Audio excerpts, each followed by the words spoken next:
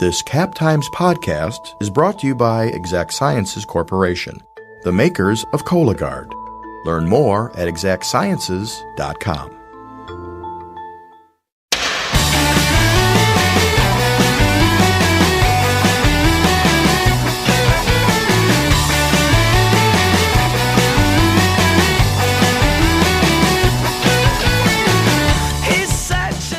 Most Wisconsinites need no introduction to Charlie Berens. He's the host of the Manitowoc Minute, a stand-up comedian, and the guy behind a whole bunch of other really funny videos, including the one that went viral a few years ago about what Jack Dawson from Titanic would really sound like if he were from Wisconsin. I'm Jessie Opoien, and this is Wedge Issues, a Cap Times podcast about government and politics in Wisconsin. Charlie, who is actually an Emmy Award-winning former TV journalist, was kind enough to share some of his time with us earlier this month for a Cap Times members event. We talked about journalism, all things Wisconsin, and his new chart-topping bluegrass album, Unthawed. So without further ado, let's keep her moving.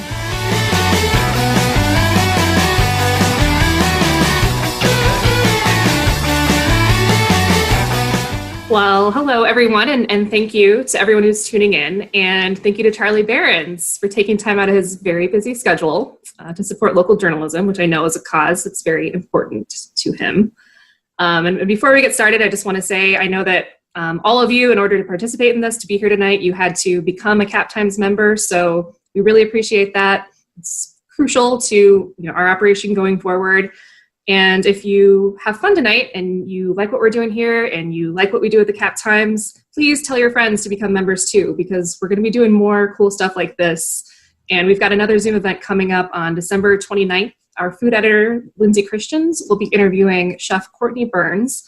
There is going to be a cooking demo of some sort. You're going to learn how to make something. And they're going to talk about how food is comforting and how it relates to people. And it's going to be great. So watch for that. Watch your email to register for that. So I've interviewed a lot of people, Charlie. I've interviewed politicians that some people might be impressed by, but I don't think my friends have ever been impressed by anyone that I've interviewed as much as you. So thanks for making me look kind of cool. Wow, that's very kind of you to say, or your friends to say. Thanks for having me. Yeah. So you studied journalism at UW-Madison. Yeah. What drew you to that? What's that? What drew you to that? Yeah. Oh, what drew me to that? So I actually, now I don't want to get on here and start flexing, but I was the editor-in-chief of the high school newspaper. So we put out a record low 6 issues that year. So, I got that going for me. But I guess my brother was the editor-in-chief before me, so that there was like some nepotism going on. So that's sort of where I learned how to write and do that. And then when I got to UW, I went down the journalism route. It was a thing I knew how to do. And I also, I just enjoy, I think just the power of journalism, and that aspect always drew it to me. Like, some stories just don't get told if it's not for people who, shine a spotlight on it and tell those stories. That is really what drives, the world, what issues we focus on and care about, and therefore then work their way up to policy change or whatever. And so I think it's the power of it and the ability for it to really make change that, I enjoy doing. Also, I was terrible at business, and so I couldn't. It's funny. People who do journalism tend to be terrible at business. I think that's how we got into this terrible place we're in now. I love when you're in Madison, you're walking like down. All the streets are blending in. Park Street, is it Park? I don't know, but you're walking down, and you got Vilas on one side, and then the business school on the other. Yeah. It's like.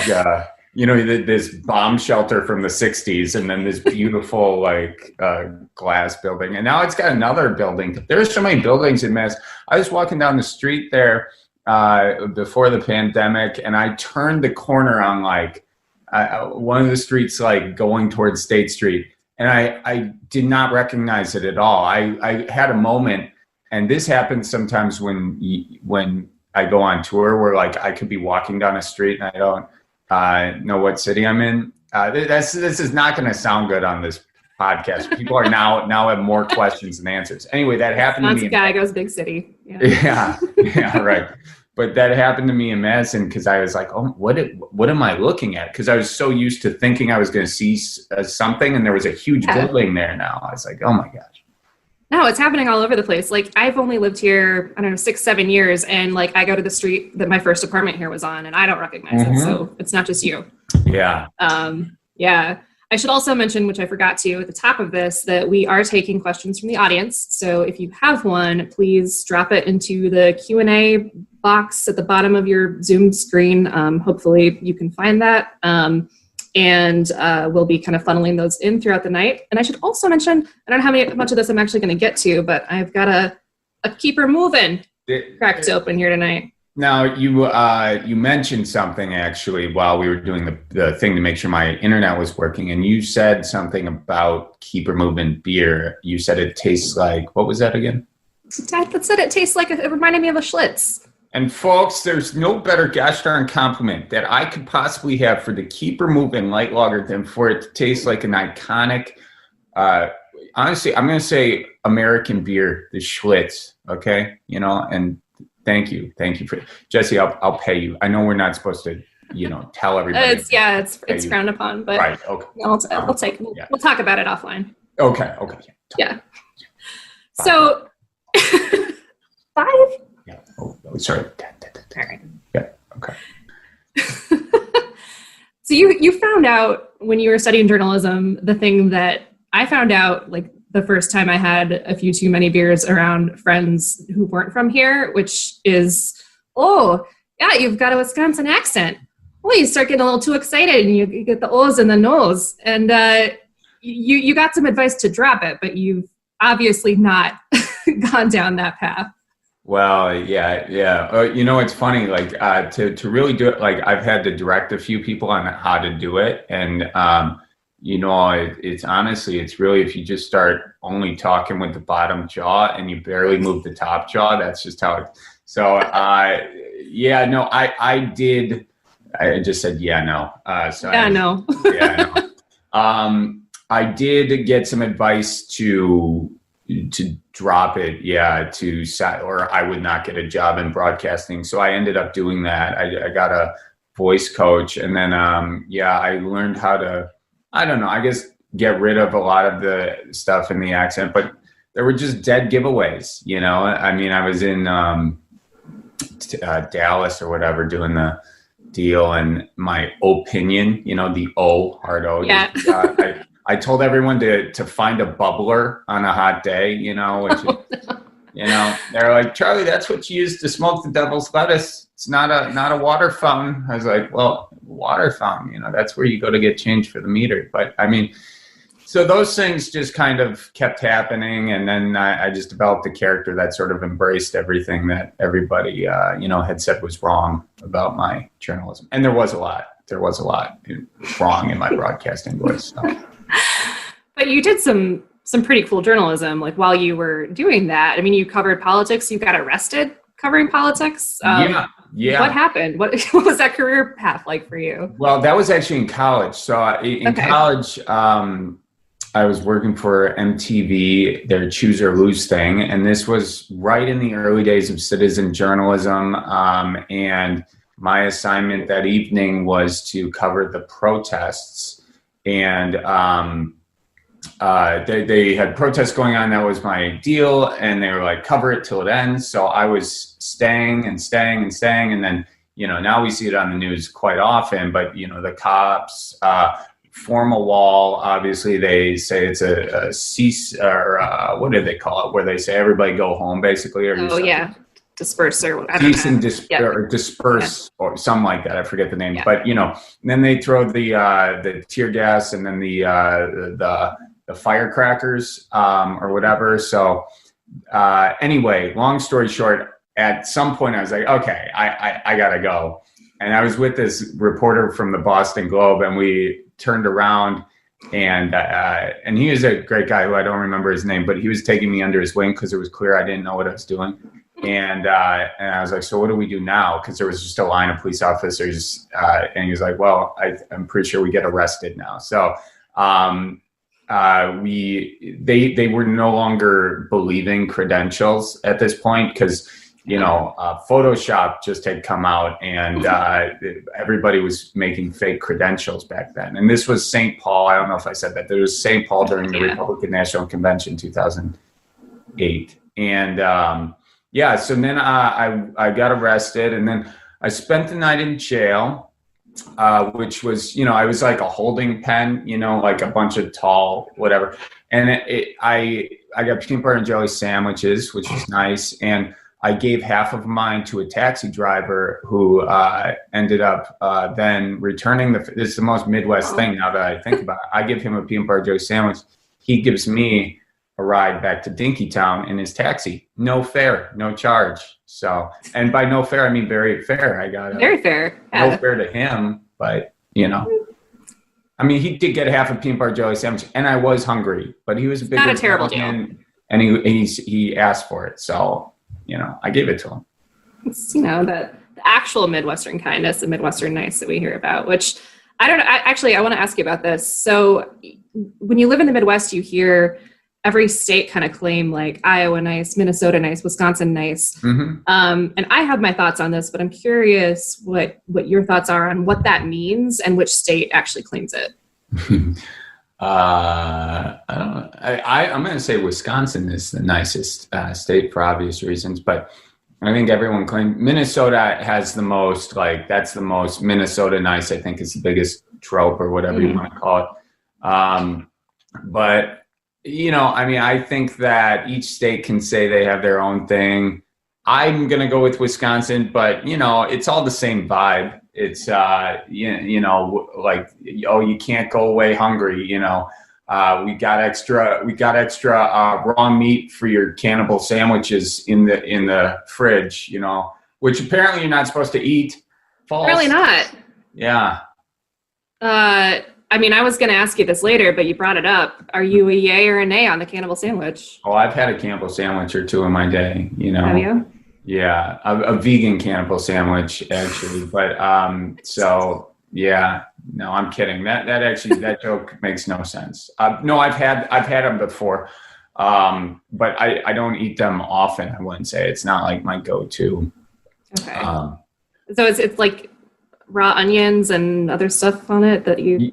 Yeah, so I'll let the other Charlie explain because he does it better. So, folks, here's what's going to happen. You got your rye bread. It's the extra rye bread you got left over from the fish fry and whatnot. Okay, you don't know what to do with it. Great. You got extra beef, sitting in the fridge, and it's going to go bad. All right, and you don't want it to go bad. Okay, so you and you don't want to take time to cook it because, honest to Pete, roll the dice a little bit. Okay, it's around Christmas. Okay, and you're just trying to make the most out of what you got going. So you pull out the bread and then you do a thin layer, just a thin layer of thicker layer, if I'm being honest. But you put a layer of meat in. Okay, onions on top. A little something else if you want. Pickle, if you want to be adventurous. A little mustard. Why not? Fold it up or just keep it flat. Put it down the trap, and then you got it. This is what's really important. You got to start saying your prayers then, okay? Because there's a good chance it's going to wreak havoc on everything going on in the intestinal regions. You just say a prayer tree, and you should be okay. But, if you get sick, you'll know you did something bad, okay? So there you go. Well, I feel like if someone had some of the cranberry sauce that you've made, or if they drank one of the Tom and Jerry's that you've made, that brandy, the massive amount of brandy that you put into those might, do something to sanitize. I'm glad you brought that up. Brandy is the age-old healer of Wisconsinites. If anything that ails you, if you put a little brandy in the deal, you're going to be feeling just chipper afterwards. Promise. It kills all diseases. It's an elixir. It is. So if I can ask the other Charlie, how did the Manitowoc Minute persona, how did that Charlie persona come to be? So I was doing stand-up and I was, at the time I was in Los Angeles and I was working as a red carpet reporter, which is, anytime there's a red carpet, nobody wants to be there. The journalists don't want to be there. the celebrities or whatever you want to call them don't want to be there. They're just promoting whatever they need to promote. And we're just asking questions that nobody wants to answer that they've heard a million times. And I was not a good entertainment reporter. We were like a new brand. It was some affiliate of Variety. It was called Ad Hollywood. And so we were always at the end of the line, so everyone would just skip past us. So I don't know. There were a few too many nights of doing that. And then I was like doing a few other jobs. And I was like, I just gotta, and they were journalism adjacent or actual journalism in some cases. But I was like, I just got to change it up. And I always had wanted to do comedy, but I did it once and bombed and then didn't go back for a while, as a lot of comedians will say on their first time. But anyway, I developed this persona of this news character, or it wasn't news at the time. Oh, I was talking about my time in news and then impersonating like myself doing news, like my first news reads or whatever with the full on character thing. And, so then I did a video with the full on news show that took off. I was very fortunate that it took off because I put out a lot of other sketches that did not take off. And so then I just doubled down on it. I kept doing them and doing them and doing them. And that was where the Manitowoc Minute came from. And then, I kind of pivoted it to doing other sketches and a bunch of other stuff. And we still do the Manitowoc Minute, those classic episodes. We don't do them as often, mostly because of a bandwidth thing. And I think that if we do them every now and again, people, see it, enjoy it a little bit more. So, yeah, I think the first thing that I saw from you, which I think was pre-Manitowoc Minute, but I'm not sure, was the if Jack Dawson in the Titanic actually spoke like he was from Wisconsin. Yeah. Was that before Manitowoc Minute? Yeah, it was about 6 months before it. And that was actually also from a stand-up bit as well. But I could never get the stand-up bit to work. And so I was like, if I just underdub what Jack Dawson's actually saying, then, and it's fun because he says Wisconsin in it and, he's from Chippewa Falls. So that was a pretty easy one to do. So that was fun. I thought that was, I liked it. Oh, thank you. So yeah, I guess first kind of focusing on the Manitowoc Minute, I want to hear how you develop those segments, but also just, can you tell people a little bit about what your creative process is, how you develop material, how you test it out, how you know what's working? Yeah, a lot of trial and error, mostly. It depends if it's a video, then, you kind of know your audience, sorry, that was a burp. I couldn't tell if you knew. I tried to hide it, but then I just said it. So now I'm in trouble. Now we all know. That's okay. Yeah, excuse me. So if you kind of have a general sense of what was going to resonate with your audience if you've done this a while, and a lot of Midwest stuff, and that you kind of just run through all the stuff, and a lot of the Midwest stuff, that bucket of material is all based off of recognition. So it's like and especially the way social media works, if you have a headline, the videos are like a square and there's a headline. If you kind of know immediately if that headline is going to grab somebody, because a lot of times that will determine whether they watch the video or not. And if it does, then, it's really hammering sort of these things that we know. So you have that basis of understanding and then just flipping it on its head. And those ones, like Midwest Nice, for instance, everybody recognizes Midwest Nice. So then it's a simple game of it's a listing game. So that's kind of it's just a montage, I guess, that's that type of video. But the best videos for online are things that everybody is already aware of is a thing, and then you just exploit it and make fun of it, kind of turn it on its head. With stand-up, it's a lot different. It's you get up on stage. If you've been doing stand-up a while, you have the material that works. And that's your first 20 minutes of material works, and then your last 20 minutes material works. That middle 20 minutes, I've bombed so hard on that, but you kind of are good because if it's, you can just throw it out and get to the stuff that works. But that's the most fun for me, is that middle area, because it makes me feel like I'm doing open mics again. And it's kind of a rush to think that your stuff is going to completely bomb, even with a warm audience, but that's if I'm on tour testing material with an audience that knows me. They give me a lot more leeway. But if I'm in like New York or Chicago or LA or something, or I'm bouncing on somebody else's show, or I'm at the Comedy Store, for instance, and I have a 10-minute slot, that's an audience that doesn't know who I am at all. So it's a whole other kind of set that you have to know that stuff kills, and trying stuff in that environment is a little bit more nerve-wracking.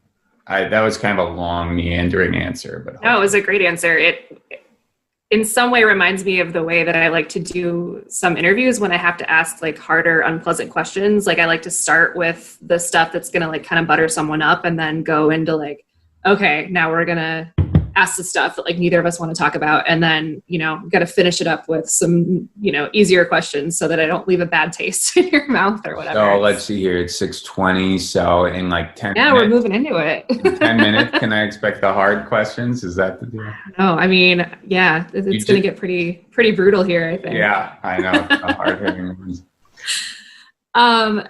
So yeah, I guess you talked a little bit about the online versus stand-up difference, but right now you can't really do a whole lot of stand-up. How has the pandemic, do you think, changed the way that people do comedy? And were you maybe a little bit ahead of the game because you were already kind of in that online video space? I think in some ways, a lot of comedians I know didn't quite diversify, I guess, their revenue streams, or their ability to, not revenue streams, it sounds like a business school thing, but I mean, it's true. They didn't diversify the way they could connect with their audience as much. They were just stand-up comedians. And then when this thing hit, it was very hard, and they're funnier than I am. I mean, they're really funny guys, but and women, but it's hard to establish the following. And the following I got, I was very lucky to get it, and I feel very grateful for it, because I tried for a long time and did not have it. And I've seen some of the funniest material I've seen is from people, and it's getting hundreds of views, but it's so funny, and you share it or whatever, and it can get a little bit going, but sometimes it's hard to break through on the social media stuff. It's especially hard if you're not used to making videos every week too, because you have to be consistent. You have to sort of cater to the algorithms and the different algorithms on Facebook, on Instagram, on TikTok, on YouTube, and they all want consistency primarily. And if you're not in the habit of editing, if you can't edit, and if you can't write and shoot and do all that stuff quickly, you're set back a lot. But I think the quarantine time, I guess there were a lot of people hungry for content, hungry for distraction. And so if you were set up to feed that distraction, to fiddle while the Titanic sank, then you did well, I guess. So I think I did all right in that I served that for people who were, just trying to laugh a little bit. And, people did it better than me too. But it's a wild, interesting time, but it's been fun to create content in this wild, interesting time too. I bet. I'm going to pepper in some audience questions here. And one is, someone wants to know what's in your mug, and I want to know what your mug says. Oh, of course. Yeah, of course. This is shout out to Sunset Hill Stoneware. These are made in Wisconsin. They're made actually in Neenah.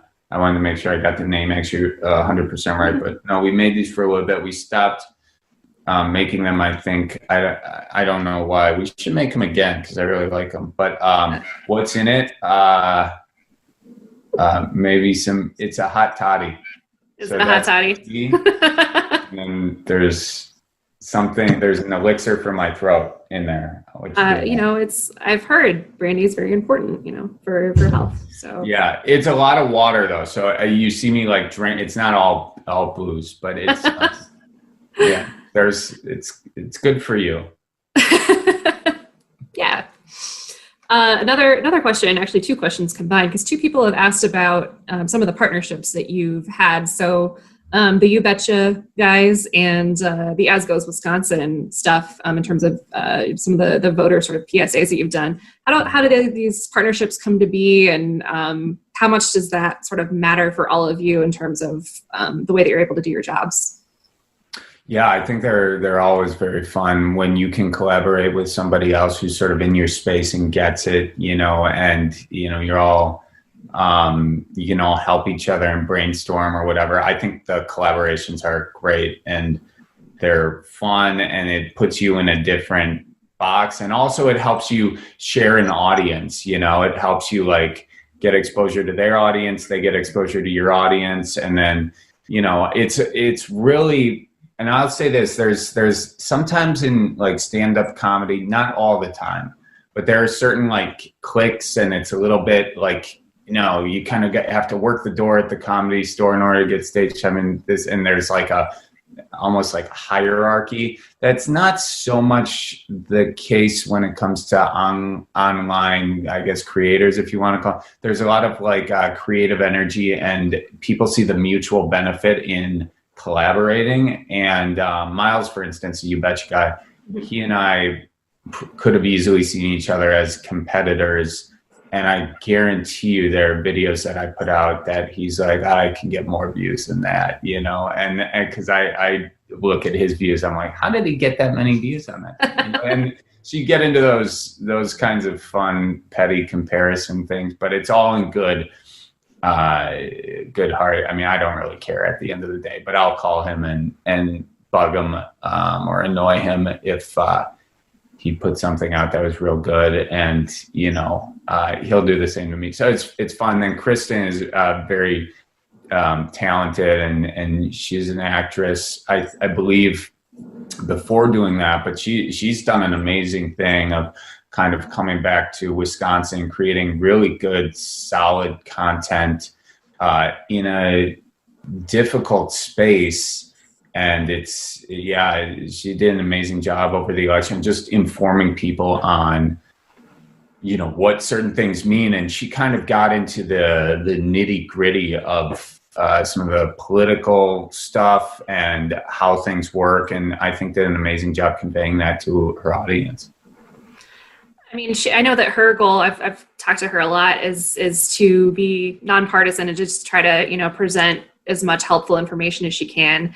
Mm-hmm. And you talk about news, you talk about it and have some commentary on it, but you've done something that I think a lot of people can't do in Wisconsin, which is appeal to people in both political parties, people who don't subscribe to a political ideology. How much do you think about that? How much of an effort do you make to do that? Yeah, a lot. I think about it a lot because that's honestly, that's a big reason that I wanted to do the Manitowoc Minute, because not the first episode. The first episode I was like, okay. But then once it took off, I was like, well, I think there's an opportunity here, because at that time it was 2017, sort of the state that I had grown up with. There was a lot of things sort of coming out, just nastiness and family members not talking to each other and all that. And it was just like, come on. Is this, do we need to do that? Like, there's no way we're ever going to move forward if people can't talk. So what I hoped to do, and I still try and do this, is create a bridge of comedy and call out absurdity. And there's plenty of absurdity out there. And I think we can all be honest about the absurdity that's out there and say that this is crazy. And say, and so there are a lot of issues that seem political, but they've been made to seem political for the purposes of people gaining political power. And, by that I'm talking about, like, it's not political to say support the troops. It's not political to say Black Lives Matter. It's not political to say this is the only environment we have to protect it. These are all basic things, and nobody on the face of it is going to argue it. Now, you in each of those, we have politicians who have made it their job because they see that when you divide, you can separate and you can rise to power. And that's a very simple political formula that's been used, for centuries. And I just wanted to maybe put content out there that would sort of combat that. I mean, I don't really care if you're on the right or if you're on the left. If you are respectful, that's what this whole deal is about people having differing opinions, and we listen to you. It doesn't make you a bad person, but we're all, malleable and growing, and but we can't grow if we can't listen to each other. So anyway, that was kind of a long lingering, that was a long response, but I think, did it answer your question or not? I think the whiskey's working. That's what it's supposed to do, right? Yeah. So I can't believe that I am talking to someone who has had a #1 hit album on the Billboard Bluegrass charts. But I am. Yeah. That was really cool. I was super.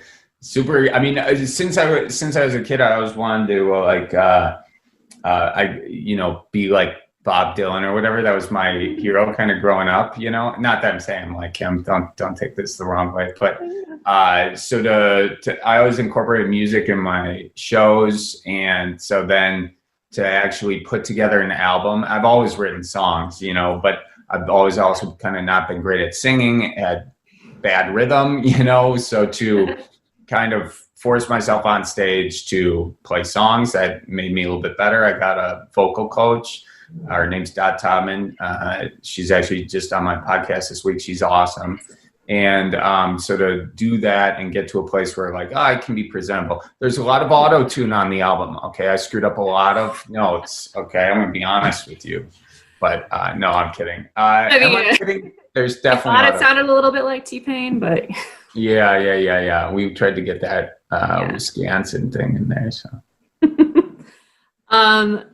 So before I ask you to do something crazy, which is I'm going to ask you to see if you'll play one of the songs. How did you put this together? You did this with Adam Grohl from Horseshoes and Hand Grenades, Wisconsin band. You've got Wisconsin musicians on it. It's a fully Wisconsin album. But how did it come together? So Adam and I had been talking. I think we met. I was doing a show in Minneapolis, and he was at Pachyderm recording. That's the studio. I think Nirvana recorded an album there, actually. But I went there and hung out with them, and we just messed around. We've been friends since. I was doing a show in Nashville, I think, and he was down there, and we recorded one song, the old Wisconsin Jubilee. Mm-hmm. And we just went to the studio and just, recorded it after writing it quickly. And that one did, it did okay. And then Adam went on tour with me, he opened a couple shows, and I think it was in Green Lake. We started coming up with the idea for naming your town. Yeah. And then the next, morning we were staying in this weird motel, and I went over to his room and we recorded a version of LaFleur. And, then we just kept writing when the pandemic kind of hit, and then, we pushed ourselves to record it. So. Well, it's a fun one. Okay. Do you have a song you'd like to maybe play for us? Yeah, okay. Take a little more of that elixir. I know, that's why I've been doing it. So if this sounds pitchy, it's because I don't have auto-tune. It's live, okay? So this is called Up Nort, and got rid of the H because, in the Midwest, actually, when you say up north, I feel bad for the letter H because, it gets knocked out of a lot of words like duh instead of the and dad instead of this, can get you into trouble, But anyway, that's a different story. I'll play this song. And if I screw it up, which I'm going to, I apologize in advance in typical Midwest fashion, and I will send you a rhubarb. Okay. Well, I'm going up north because life's too short for this Midwest American dream. Telling you that selling you my whole damn life, well, it ain't everything it seemed. So I call up my wife, says we're leaving tonight. Grab the food, kids, pearls, and all. 'Cause I'm going up north, this life's too short. And don't forget the alcohol. Well, I'm going up north. That's the pitchy part. Yeah, I'm going up north. Well, you can't watch news without the booze when crazy but leading the way. And there ain't no love coming from that mouth. It's just 50 shades of hate. Well, I'm done with your dogs. Wait for your whistle, 'cause I know a better way. Going up north with the folks I love, and you can bet your best I'm leaving today. Well, I'm going up north. Yeah, I'm going up north. Well, I got this farm with corn and cows, but the cows can't milk themselves. So I gotta call Jenny from up the road with some hemp, oh, please don't tell. Says, honey, I got you, hit the road, catch some fish right off of the pier.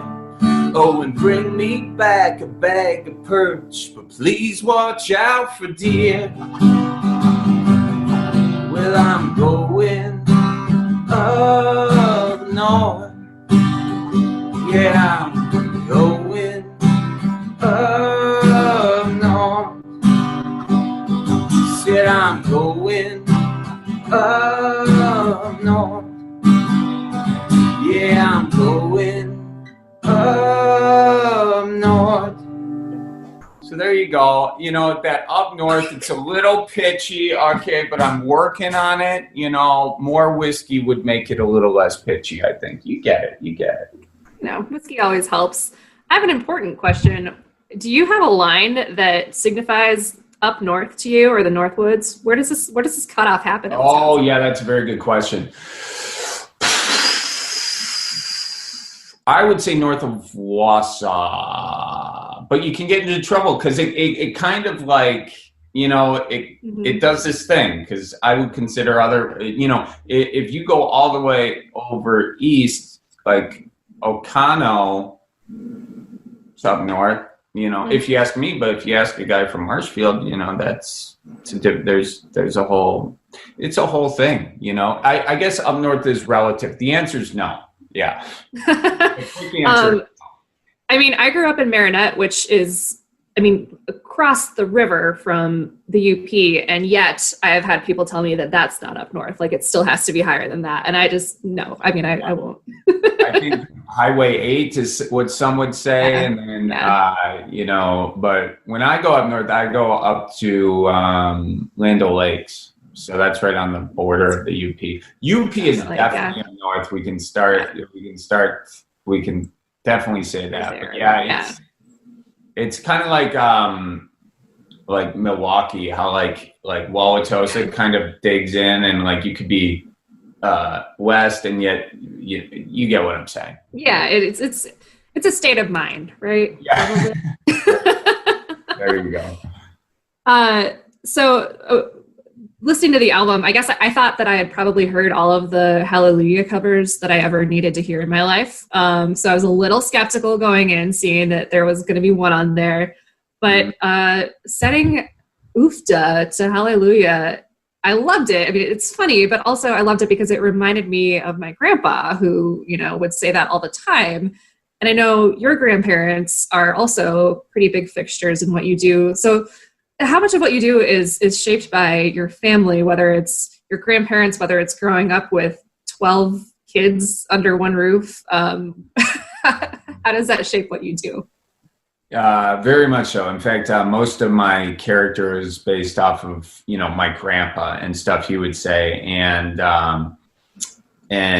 yeah, I mean, honestly, you know, when you grow up and you grow up kind of in a goofy set of situations, when you're 1 of 12, you get yourself into a lot of kind of goofy situations, and it's kind of just fun absorbing, like, and by that I mean you're in a big family setting and everybody kind of brings in stuff, and then you have big extended family. I have like 70 cousins, I think, and then so you have these like potlucks or family get-togethers, and part of the family's from this part of the state and that part, and so you just hear all these weird nuances. You absorb a lot of it, and then that typically wouldn't prepare you much for anything aside for like when you regurgitate it in the Manitowoc Minute, it prepares you pretty good for that. But I grew up kind of talking the way my family talked and saying things the way they said. So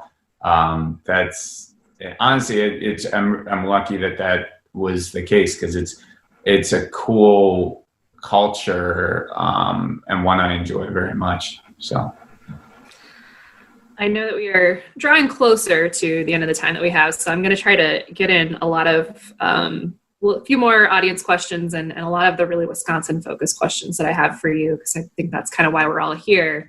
But one of the questions that we've gotten, which I can't believe I didn't think to ask, is where does Keep Her Moving come from? Is that something that you heard? Did you come up with it on your own? What is it? So it is from the first episode, and all of the phrases are things that I had heard at one point or another, except for Go Packers and, Yeah.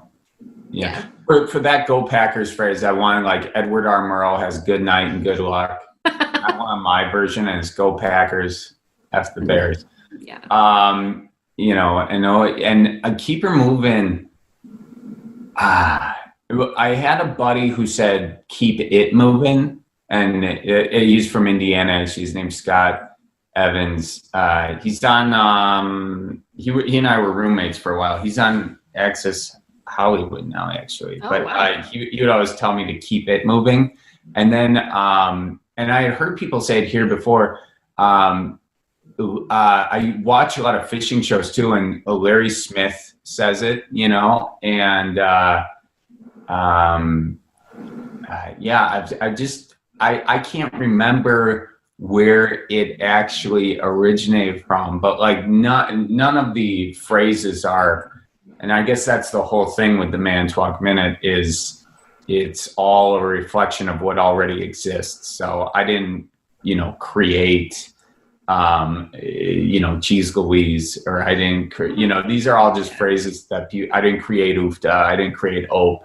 It's just stuff that's out there. And so I just try and bring it in and celebrate it, I guess. So Do you think that'll always be part of what you do as an entertainer, as a performer? I guess, do you worry about this being kind of the thing that is you for the rest of your life, the way that actors get worried about being typecast, or are you okay if that's what happens? I don't really care. I mean, I think, if you're going to get typecast, it's more, you probably, either you didn't, I think if you work and do it and try, you cannot be typecast. But worst case scenario, I'm okay with it. I've already thought about that, and I mean, it's given me more opportunity than I ever really dreamed of, and so I don't care at all. And I just enjoy the Midwest so much, and Wisconsin, and the people that, if that's what I'm known for, that's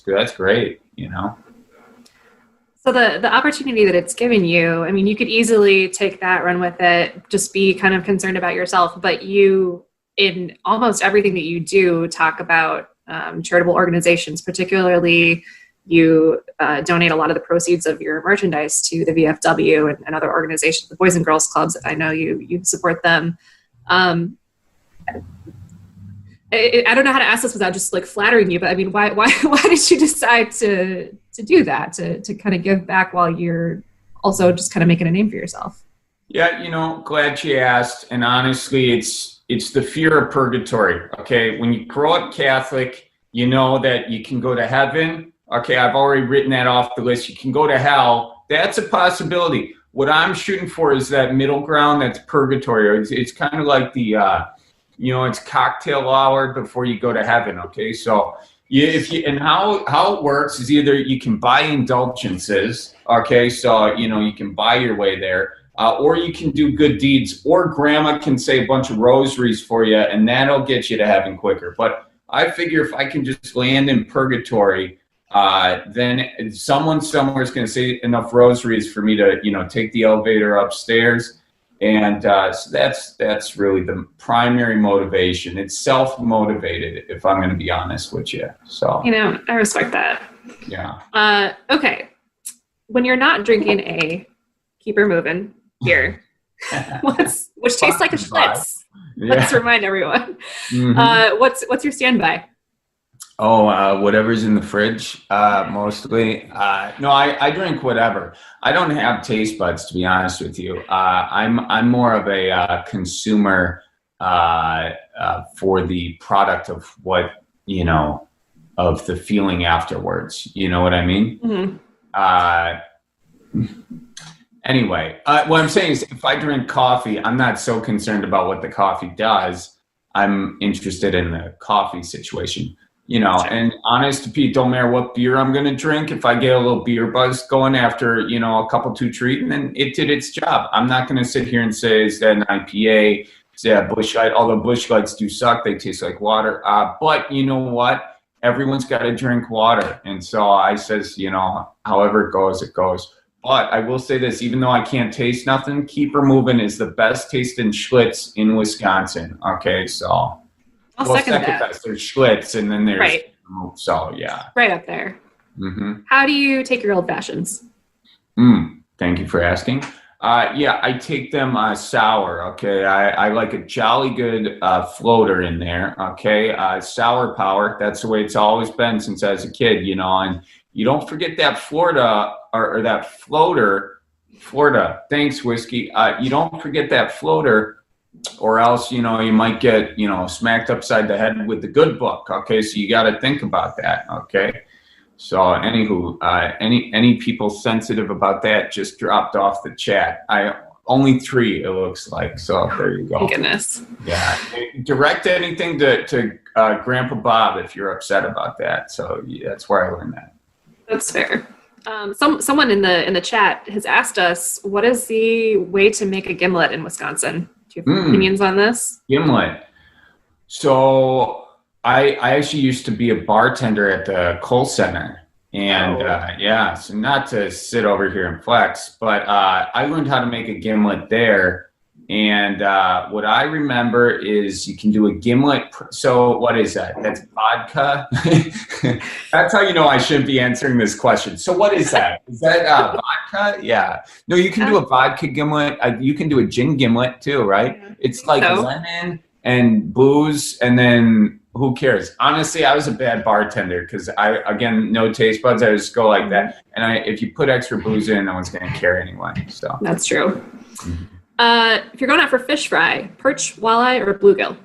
Go for them walleyes. Oh, jeez. But you know what? I to be honest with you, most of my fish fries are a bag of fish from the freezer, which is a combination of perch, walleye, bass, sheep's head even. Yeah, we do eat them sheep's head.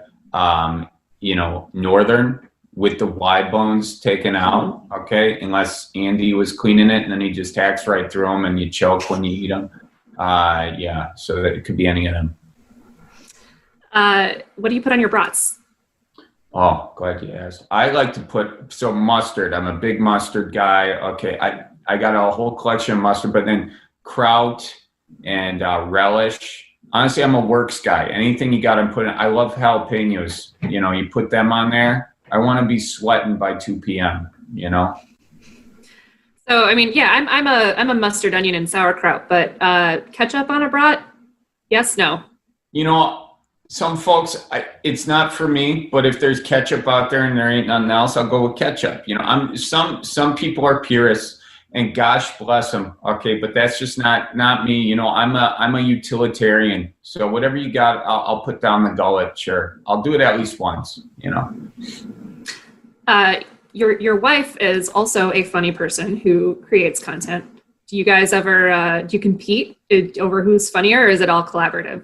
No, it's all collaborative. She's very funny. Yeah, yeah. At Alex Royal, you should follow her. She does a lot of home renovation stuff. But no, she's really great. Yeah, she's got a lot of good stuff. Got a lot of great ideas. Yeah. So no, we don't. No.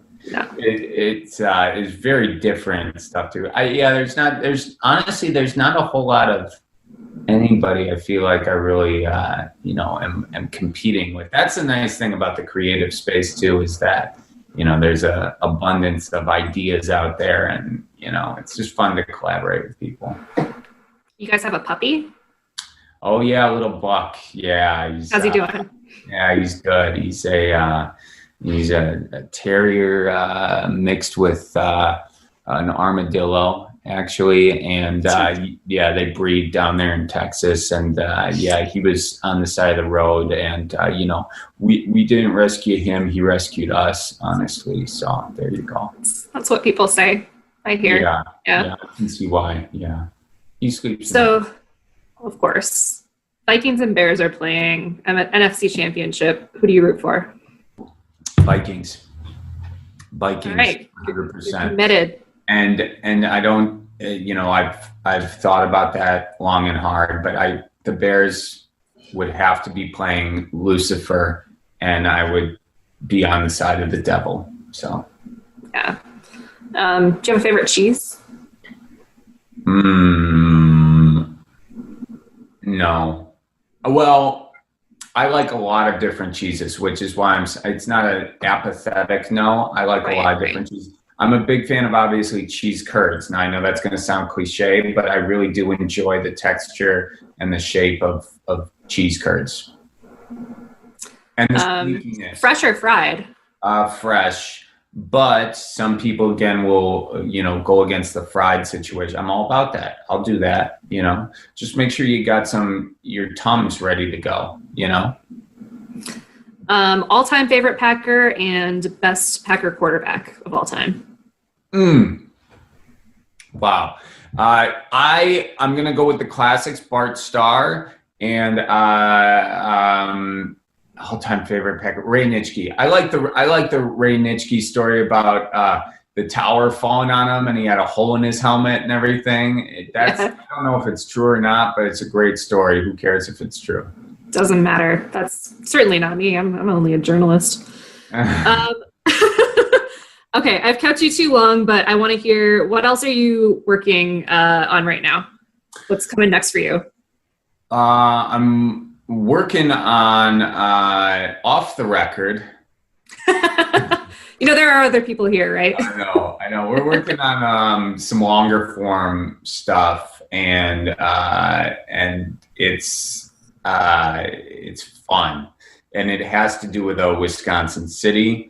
And I hope the project moves forward, because I'm very, very excited about it. I can't really say too much. I never know what I can and can't say, but I hope this project moves forward. So, well, I'm sure we all hope so too. Probably be great.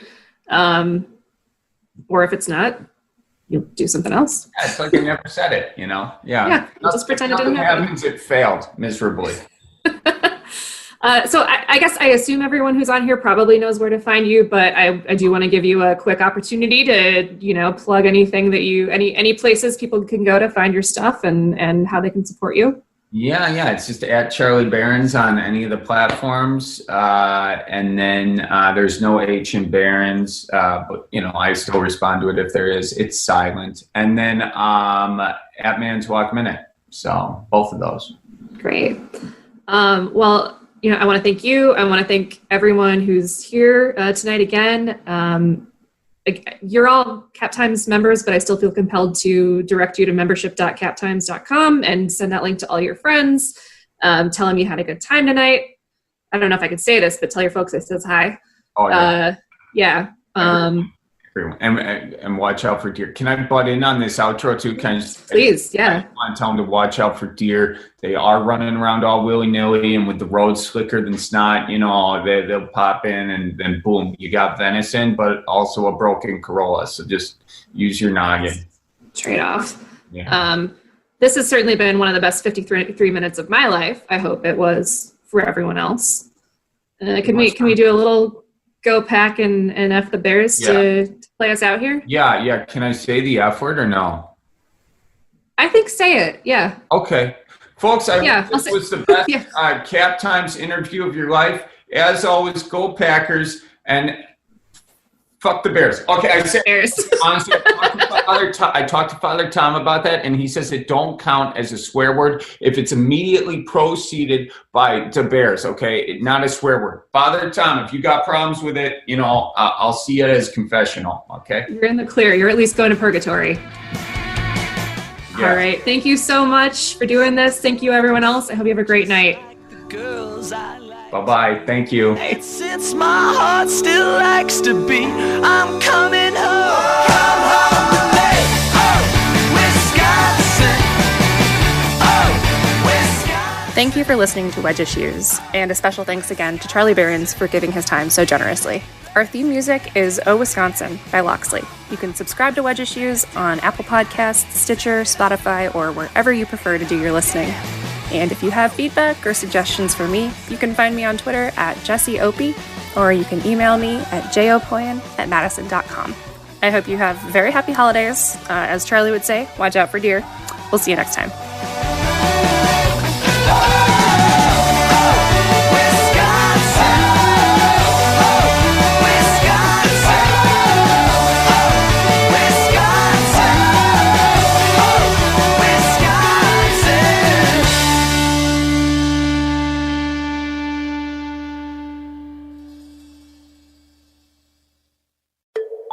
This podcast has been brought to you by Exact Sciences Corporation, the makers of Cologuard. Once again, be sure to learn more at exactsciences.com.